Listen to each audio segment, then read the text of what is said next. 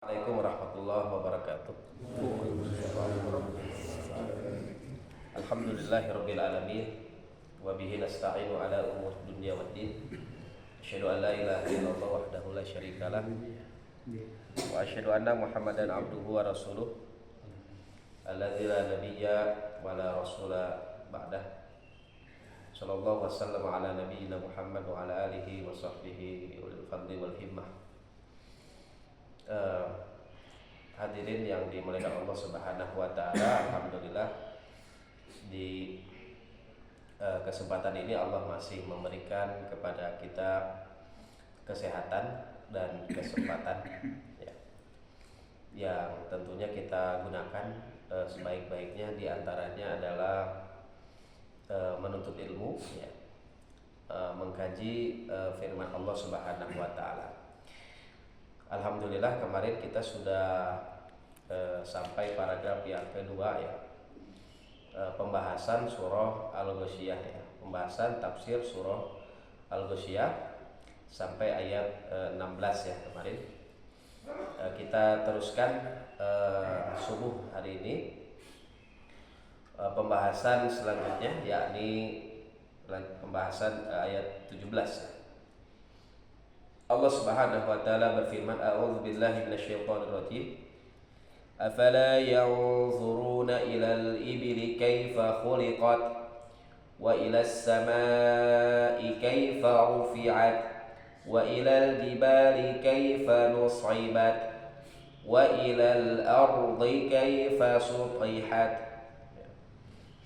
Allah Subhanahu wa taala ya, menyebutkan di sini, afala yanzuruna ilal ibili kaifa khuliqat. Apakah mereka tidak memperhatikan kepada unta ya. Ilal ibili kaifa khuliqat, bagaimana dia diciptakan ya. Ai afala yanzuru haula'in nas, haula'in nas, kata Muhammad Ali As-Sabuni, apakah mereka manusia tidak memperhatikan ya, nazar ya, nazrun tafakkur wa i'tibar ya, yakni tidak memperhatikan, bertafakur dan mengambil pelajaran ya. Bertafakur ini di antara perangkat yang Allah sudah berikan ya, hadirin, adalah penglihatan ya, pendengaran dan hati. Maka apakah penglihatan tersebut digunakan untuk memperhatikan ayat-ayat Allah? Nah, di sini disebut ayat Allah itu adalah al-ibil ya, ay al-jamal ya.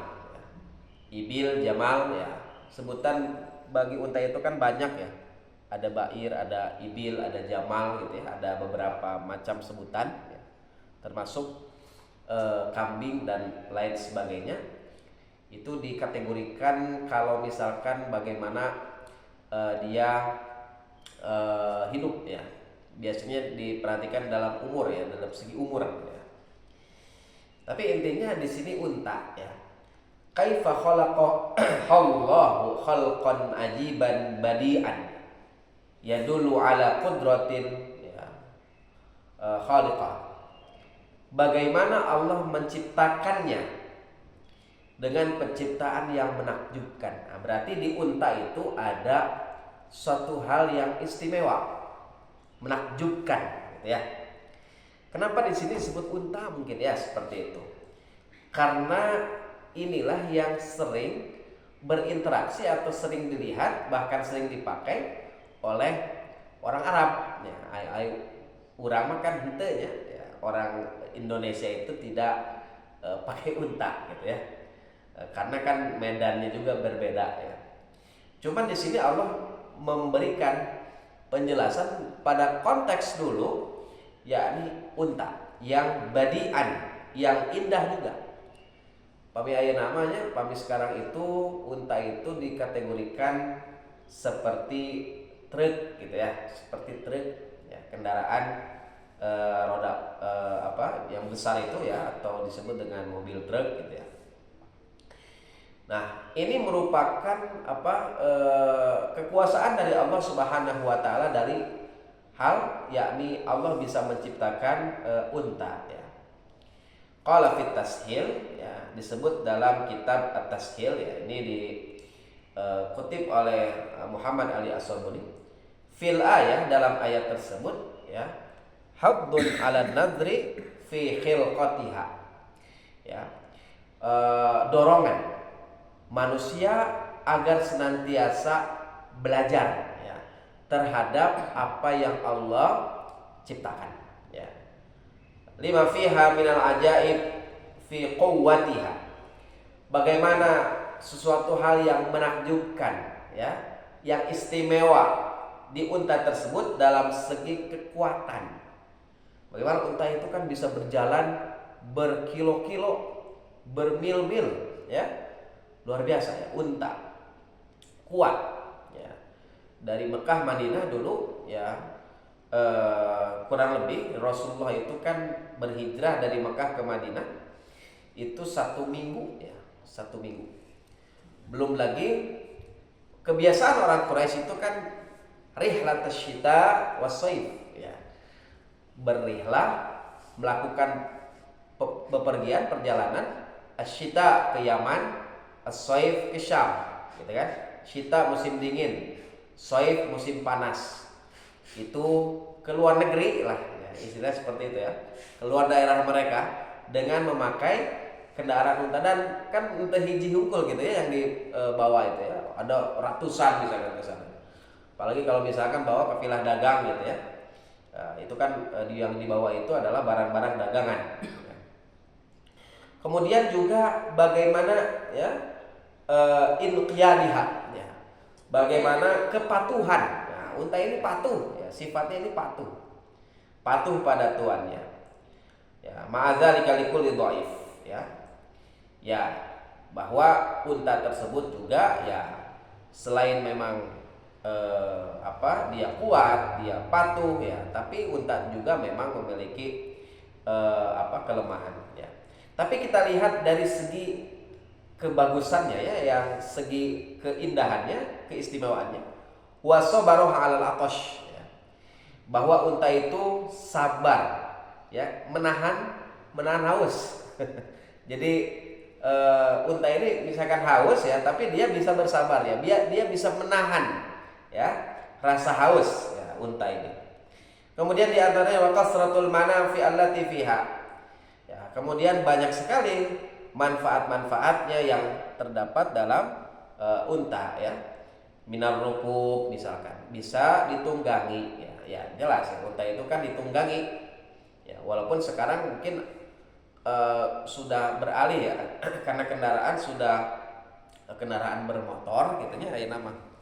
Nah, maka unta, tapi tetap ya, unta ini masih dipandang sebagai suatu hal yang menakjubkan, karena kan yang namanya kendaraan bermotor itu baru ditemukannya di revolusi industri ya, hadirin ya mungkin hanya 100 tahun yang lalu atau 200 tahun yang lalu gitu ya. Tapi kan sebelum itu apa yang digunakannya unta gitu ya. Kemudian juga diantaranya adalah walhamdi 'alaiha, bagaimana unta itu membawa beban. Bebannya itu bisa berkilo-kilo, itu bisa dibawa oleh unta ya, berkilo-kilo. Sudah membawa beban banyak, kemudian melakukan perjalanan jauh ya. Seperti dulu di zaman Nabi ya, ke Syam, ke Yaman ya, kemudian ke mana, hijrah ke Habasyah misalkan ya. Nah, kemudian selain itu juga wa akli luhumiha ya, bisa dimakan itu dagingnya. Nah, sampai sekarang itu unta itu dikonsumsi kalau di acara-acara besar ya, di acara-acara besar seperti acara nikahan gitu ya, atau misalkan ada perayaan apa ya di Arab itu ya, bukan hanya di Saudi Arabia tapi di Jazirah Arab itu dimakan ya dagingnya itu, karena itu budaya mereka ya. Biasanya yang dimakan itu yang kecil ya, unta kecil ya. Nah, unta kecil dipasak gitu ya beberapa jam gitu ya. Nah itu pernah ada di YouTube ya, itu videonya ada orang traveling ya dari Amerika ingin tahu budaya di Jazirah Arab gitu ya. Nah, maka diajarkan gitu ya, dilihat dari proses masaknya sampai proses makan ya berjam-jam, luar biasa.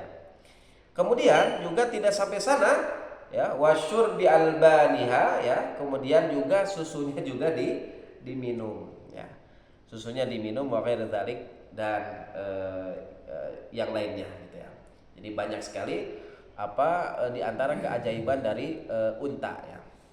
Juga di antaranya kalau misalkan saya bisa tambahkan, di antaranya itu adalah unta itu punya sifat cemburu. Nah, punya sifat cemburu. Ya, beda dengan hewan yang lain ya, termasuk ya yang disebut al-khinzir ya, yakni babi ya. Babi ini kan diantara sifatnya itu tidak punya sifat cemburu ya. Jadi kalau mau pasangannya mohon maaf. Kalau misalkan pasangannya itu dikawini oleh yang lain misalkan, itu dia tidak marah sama sekali gitu ya. Tapi kalau unta ya, kalau unta itu bisa marah ya, unta ini ya, karena sifatnya itu sangat cemburu ya. Nah itulah diantara hewan yang sering orang Arab dulu lihat ya, diantaranya orang Quraisy ya. Karena kalau kita lihat kan surat ini adalah surat Makkiyah, berarti mad'u yang pertama kali mendapatkan pelajaran ini adalah orang-orang kafir Quraisy ya, atau orang-orang Quraisy, sahabat Nabi dari Quraisy ya, atau kafir Quraisy ya. Baru nanti ketika ke Madinah kan mad'unya sudah beda lagi ya. Yang didakwahinya sudah beda lagi. Baik, kemudian Allah Subhanahu wa taala menyatakan ya, wa ilas samai kaifa rufi'at ya. Ya, dan kepada langit ya, bagaimana dia itu diangkat, dia itu ada di atas ya, diangkat ya. Yakni diantaranya adalah wa ilas sama'il badi'ah ya, al-muhakkamah. Bagaimana langit itu indah kemudian kokoh ya. Langit itu hadirin adalah makhluk Allah yang terbesar. Ya, tiada hal lain ya, misalkan kita ada di manapun, pasti yang kita lihat di atas kita itu adalah langit ya. Tidak ada yang lain. Ya, kecuali kalau masuk ke rumah gitu ya, yang dilihat langit-langit gitu ya, atau di masjid misalkan ya. Tapi kalau misalkan keluar ya, bahwa langit itu ya ada di atas kita ya, maka itulah makhluk yang terbesar, makhluk terbesar Allah Subhanahu wa taala ya. Mau kemanapun ya, mau ke Amerika, mau ke Jazirah Arab, mau ke Afrika ya, di atasnya itu langit yang Allah Subhanahu wa taala ya, disebutkan di sini ya, oleh Muhammad Ali-Asy'ari, kaifa rafa'allahu bina'aha ya. Bagaimana Allah Subhanahu wa taala meninggikan ya, bangunannya tinggi. Entah siapa yang pernah sampai ya ke sana ya, melainkan Nabi alaihi salatu wassalam ketika melakukan perjalanan Mi'raj gitu ya, ke atas ya. Entah kalau misalkan di zaman sekarang ya, atau di abad ini ada yang pernah atau tidak ya, tapi tentunya kan hanya mungkin kisaran langit dunia saja yang mereka bisa jelajahi gitu ya. Kemudian wa a'la ya, samkiyah bila amadin wala da'ain ya. Bagaimana Allah mengangkat ya langit tersebut ya, langit tersebut bila amad ya, tanpa tihang ya, tidak ada tihang ya. Kalau misalkan kita kan bangun rumah, bangun bangunan gitu ya, nah, kita kan siapkan dulu pondasinya, kemudian siapkan dulu tihangnya kurang hiji misalkan, nah itu biasanya bangunan itu tidak tahan lama gitu ya, nah, tihangnya kurang gitu. Maka langit ini tidak perlu tihang ya, nggak ada tihang, tidak terlihat ya, tidak ada tihang, juga tidak ada penyangga ya, tidak ada penyangga, tidak ada tihang ya. Maka itulah kebesaran Allah Subhanahu wa taala, yang nanti suatu saat langit tersebut akan insyaqqat ya, akan infatarat, akan kushitat ya. Nah, jadi nanti sedikit-sedikit ya. Kan nanti ada ya, dalam surah itu ada surah Al-Infitar, ada Al-Insyiqaq ya, ada At-Takwir, di sananya ada Kushitat ya. Bagaimana langit nanti suatu saat akan dikuliti, ya, kushitot, akan infatorat, ya, langit itu akan infatorat, ya, akan apa? Akan retak, akan belah sedikit demi sedikit, baru nanti insyaqqat, ya, idzas samaa'un insyaqqat. Nanti langit itu yang megah, yang indah ini akan hancur secara menyeluruh, ya, insyaqqat, ya. Jadi arti nama belah ya sama gitu ya, langit terbelah gitu ya. Tapi kalau kita lihat tafsirnya itu ya, jadi ada tahapan, ada kushitot, ada infatorat, ya, ada nanti insyaqqat, ya, langit itu, ya. Nah, begitulah disebutkan oleh Allah Subhanahu wa taala, ya. Cuman sekarang kita menyaksikan bagaimana keindahan langit, ya. Ya, Masya Allah, inilah diantara kekuasaan Allah Subhanahu wa taala. Kemudian juga wa ilal ardi kaifa sutihat. Ya, di antara yang perlu kita gunakan akal kita, penglihatan kita itu, coba lihat cenah naon cenah kena ditinggal teh bumi cenah. Bumi tempat kita berpijak, ya, kita bisa duduk sekarang di sini. Ini di atas bumi Allah Subhanahu wa taala yang sutihat, yang dihamparkan, ya, ini geus dihamparkeun, ya. Allah Subhanahu wa taala, ya. Wa ilal ardi allati ya'ishuna 'alaiha, kepada bumi yang mereka hidup, ya, di atasnya, di atas bumi, ya, di atas punggung bumi, ya. Kaifa musitat wa muhidat, bagaimana bumi itu dibentangkan, wa muhidat, disiapkan. Mangga cenah kan saur Allah ge, ya. Khalaqalakum, mangga untuk kalian.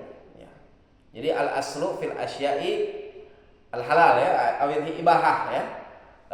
Asal dalam segala sesuatu itu adalah boleh, ya, kecuali nanti ada kepemilikan yang sifatnya adalah titipan, ya. Jadi semuanya milik Allah, benar, ya.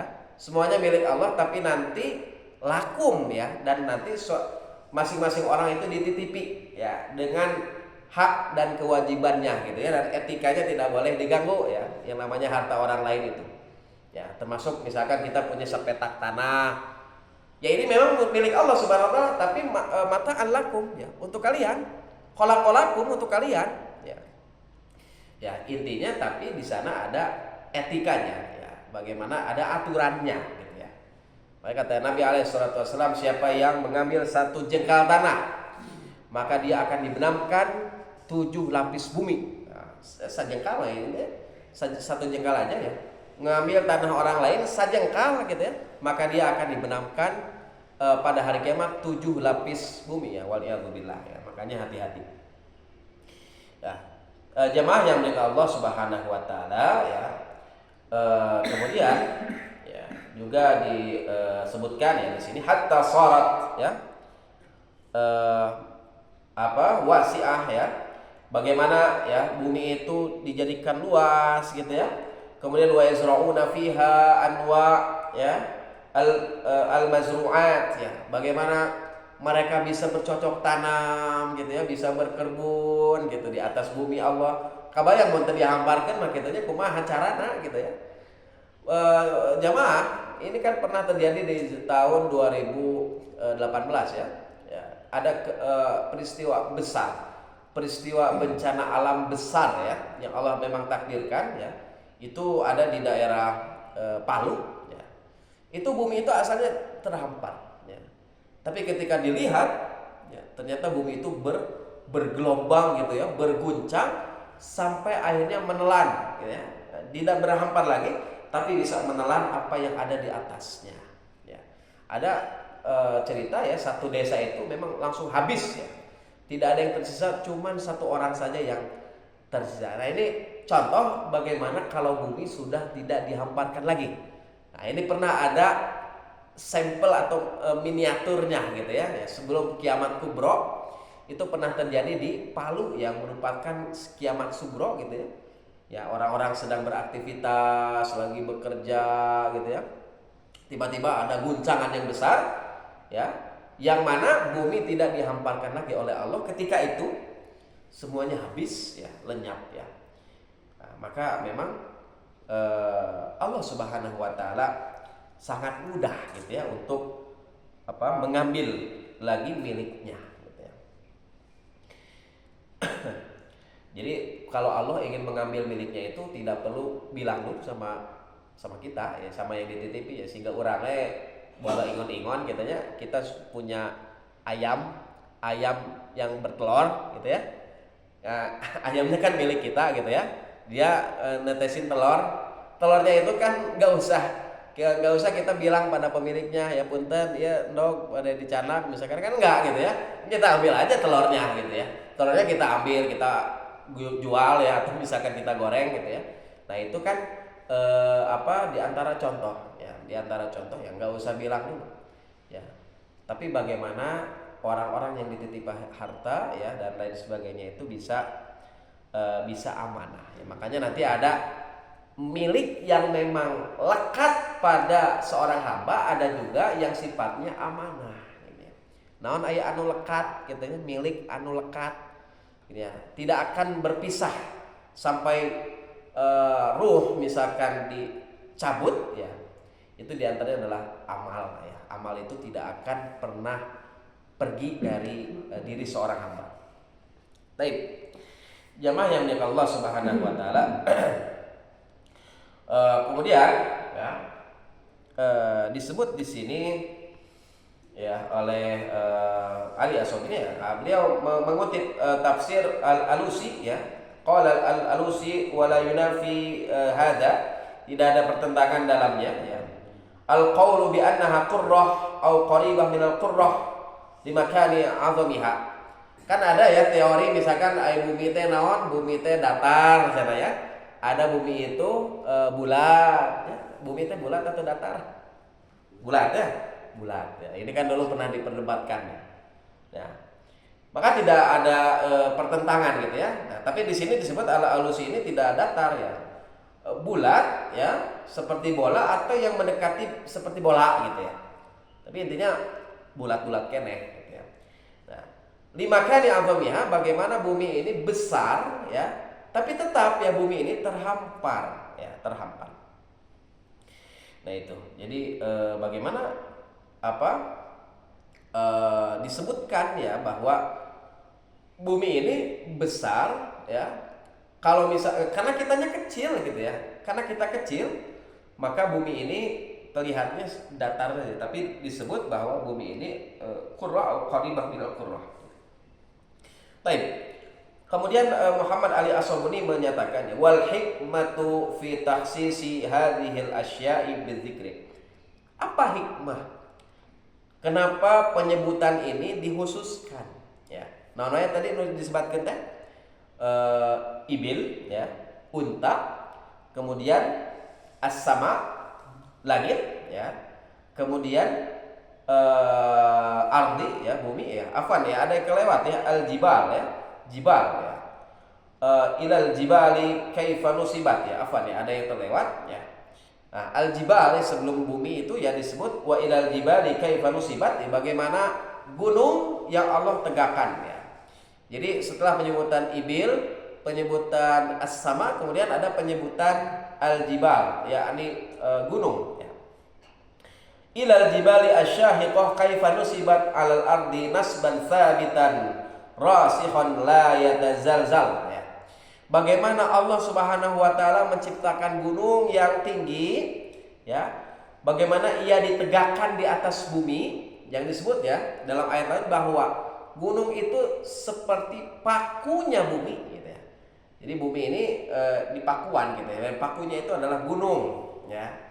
Jadi gunung itu ya jamaah, kalau misalkan kita lihat berapa ketinggiannya gitu ya, gunung paling tinggi itu misalkan gunung Mahameru ya, yang ada di Jawa, tapi tetap yang paling tinggi itu adalah ke bawahnya ya. Jadi ke bawahnya itu yang paling tinggi ya. Maka diantaranya Allah Subhanahu wa taala menjadikan gunung itu diantara kekuasaannya, dan nanti suatu saat gunung itu akan dihancurkan ya. Akan dihancurkan ya. Wa takunul jibalu kal ihnil manfush ya. Dan gunung nanti akan seperti bulu yang dihamburkan ya pada hari kiamat ya. Intinya bahwa ini makhluk Allah ya, ciptaan Allah, maka dia akan hancur juga gitu ya. Taib. Kemudian disebut di sini wal hikmatu fi takhsisi hadhil asya'i bidzikri. Ya. Apa hikmahnya? Kenapa ini disebutkan ya secara khusus? Ya.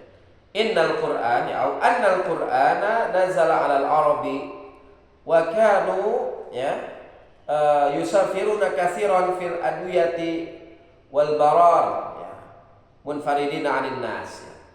Quran itu jamaah bahwa Quran ini kan dulunya diturunkan di Arab ya. Ya, memang di Arab ya diturunkan ya. Cuman bukan hanya untuk orang Arab, tapi untuk Al-Arabi dan untuk Ajami ya, non Arab. Kita non Arab. Maka Quran itu kan dipakai oleh kita ya. Ya, kata Allah kan disebut wa akharina minhum lamma yalhaqu bihim wal azizul hakim. Wa akharin ya. Jadi Islam kitab gitu ya disebut bahwa kitab Al-Quran itu disampaikan bukan hanya untuk orang Arab ya, tapi untuk orang non Arab juga. Tapi memang dulu konteksnya bahwa ayat ini itu diturunkan kepada orang-orang Arab ya. Wa kanu yusafiruna katsiran ya. Dan bagaimana mereka banyak melakukan safar ya, ke lembah-lembah ya, kemudian di padang pasir gitu ya.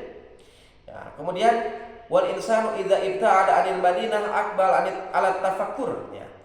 Manusia itu jemaah kalau dia jauh dari kota, maka dia itu akan berpikir ya. Apalagi kalau misalkan safarnya sendirian ya. Oh, lihat langit gitu ya, lihat yang ditunggangi unta. Unta itu bisa berjalan di atas bumi gitu ya.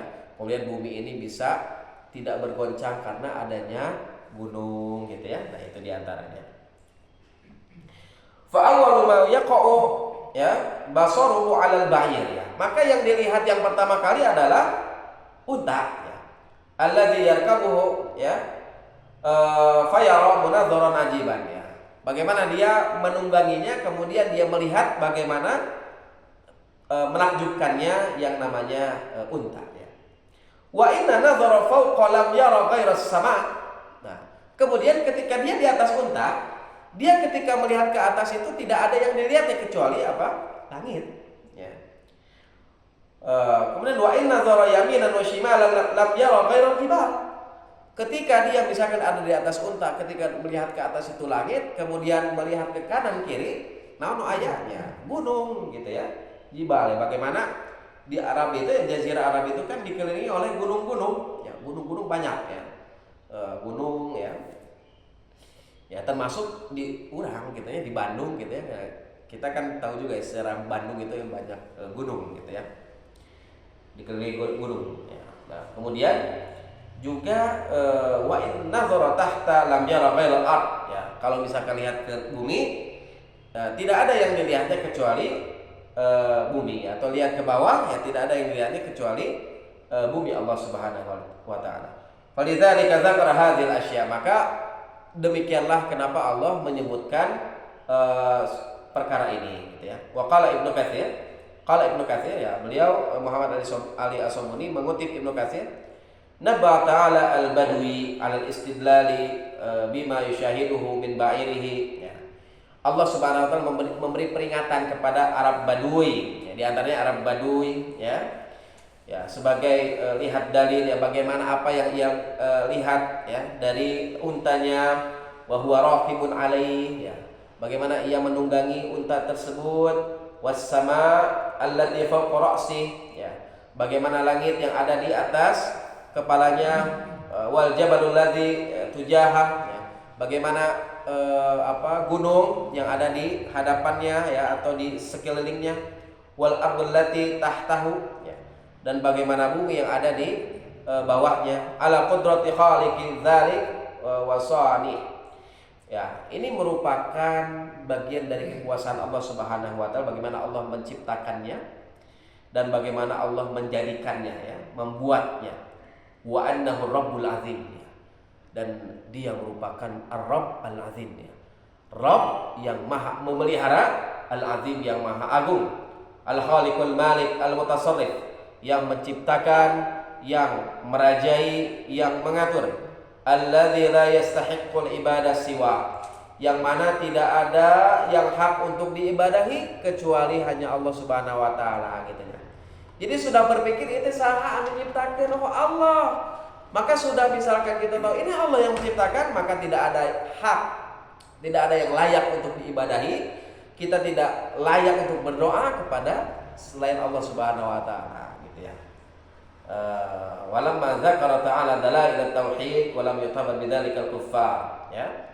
Nah, maka ketika Allah menyebutkan ini tanda-tandanya untuk mengesahkan Allah Subhanahu wa taala, maka orang-orang kafir itu tidak mengambil pelajaran ya. Orang kafir tidak mengambil pelajaran ya, dari apa yang mereka lihat.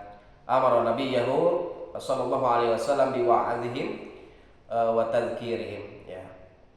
Maka Allah memberikan perintah ya kepada nabinya agar memberikan peringatan dan memberikan pelajaran atau ya ngemutan lah ya, memberikan pelajaran, yang memberikan peringatan ya kepada orang-orang yang lupa ya. Nah, nanti insyaallah di pembahasan selanjutnya ya, paragraf selanjutnya biidznillah. Wallahu a'lam bishawab ya. Barakallahu fikum. Barangkali ada yang mau ditanyakan. Mohon izin. Ya. Ini bumi ini disediakan oleh manusia untuk dipelihara atau termasuk dirusak karena eksploitasi tambang-tambang dan sebagainya. Ya. Baik. Apakah bumi ini merupakan untuk manusia? Maka tentunya dengan dalil tadi ya, huwallazi khalaqalakum ma fil ardi jami'an ya. Nah, dialah yang menciptakan untukmu bumi ya, semuanya. Maka apa yang ada di bumi ini adalah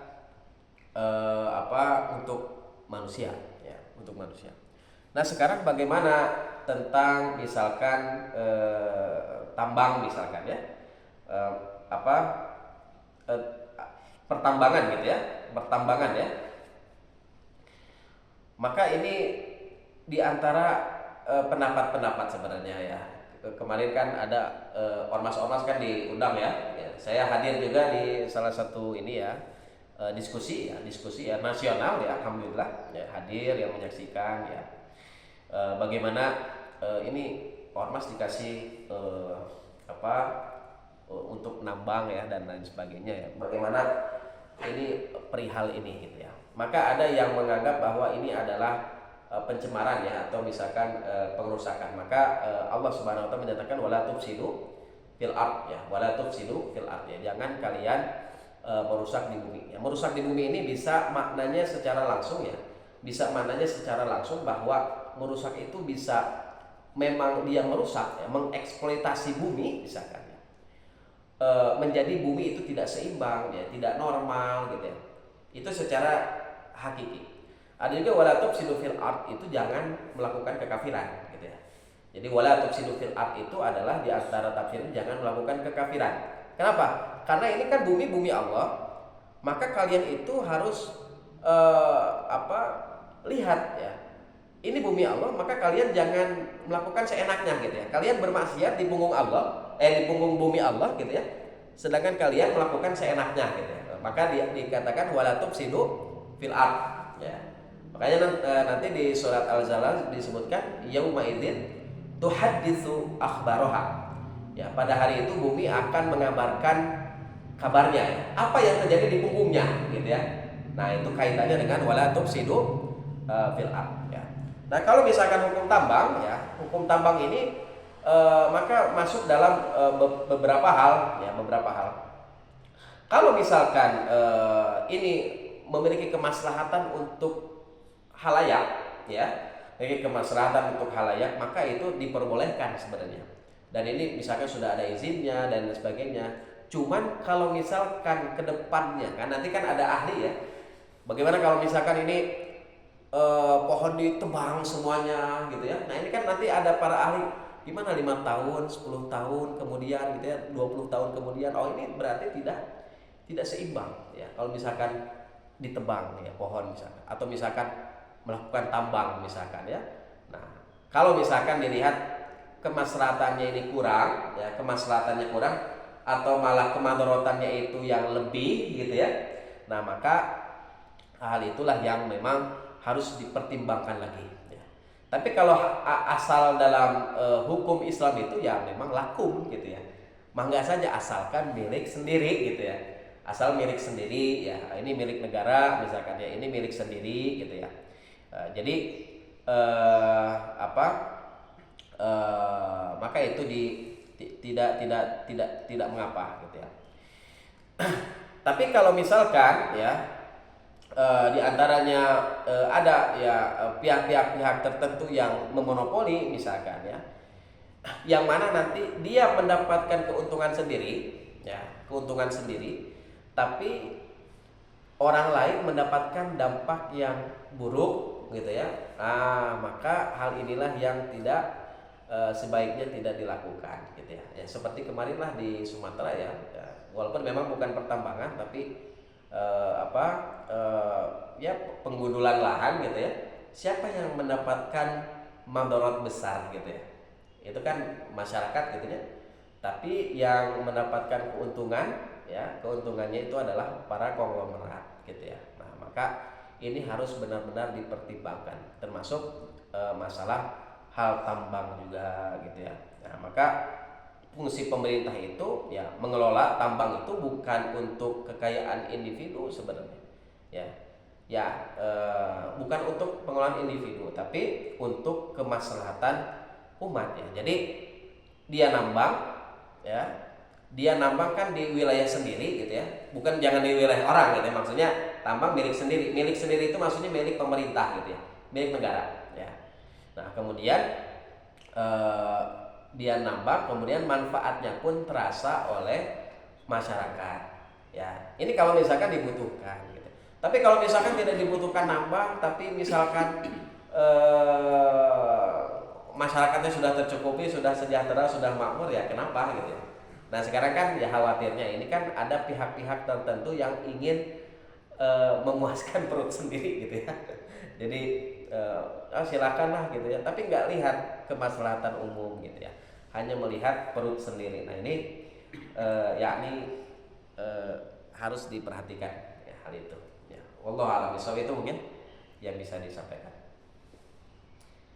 Tapi rupanya sudah cukup ya jamaah yang dengan Allah Subhanahu wa taala untuk kajian pagi hari ini. Insyaallah bismillah dilanjutkan lagi pada pertemuan-pertemuan selanjutnya ya bismillah. Subhanakallahumma bihamdika asyhadu an la ilaha illa anta astaghfiruka wa atubu ilaik. Qul qali hadza wa astaghfirullah li wa lakum. Assalamualaikum warahmatullahi wabarakatuh.